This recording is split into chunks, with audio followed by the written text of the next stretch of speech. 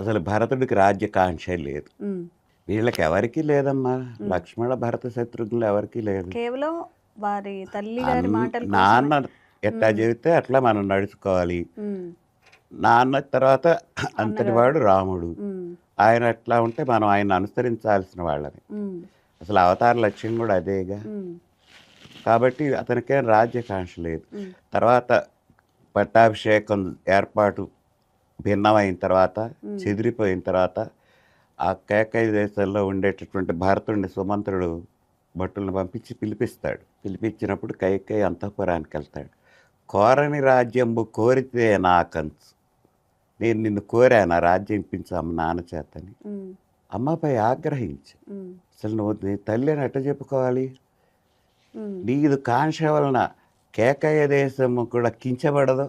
ఉమ్, మా కేకయ దేశపు రాజు కుమార్తె కైకేయి అక్కడికి వెళ్ళి రాముడిని అడవులకు పంపింది.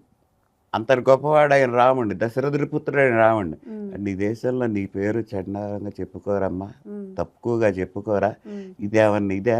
అయినా అన్న నాన్న తర్వాత అన్నయ్య కదా పరిపాలించాలి. ఉమ్, నువ్వు నాకు రాజ్యం ఎట్లా అడుగుతావు? ఇది ధర్మమా? అది తల్లికే చెప్పినవాడు. ఉమ్, అన్న లేని రాజ్యం నాకెందుకు అనుకున్నాడు. ఉమ్, ఆ నంది గ్రామంలోనే అన్న ఏ విధంగా నార వస్త్రాలు కట్టుకుంటాడు అట్నే కట్టుకున్నాడు. ఉమ్, అన్న దగ్గరికి వెళ్ళాడు కదా ఉమ్, తీసుకొస్తానని. ఉమ్, వెళితే నేను రాకూడదురా అని చెప్పాడు కదా. అదిగాక వీళ్ళు అక్కడికి అరణ్యవాసానికి వెళ్ళినప్పుడు జనం వెంటనే వస్తున్నారు. అప్పుడు రాముడు అంటాడు, మీరు ఈ విధంగా వచ్చి నా పక్కన ఉంటే ఇది అరణ్యం ఎట్లా అవుతుందయ్యా?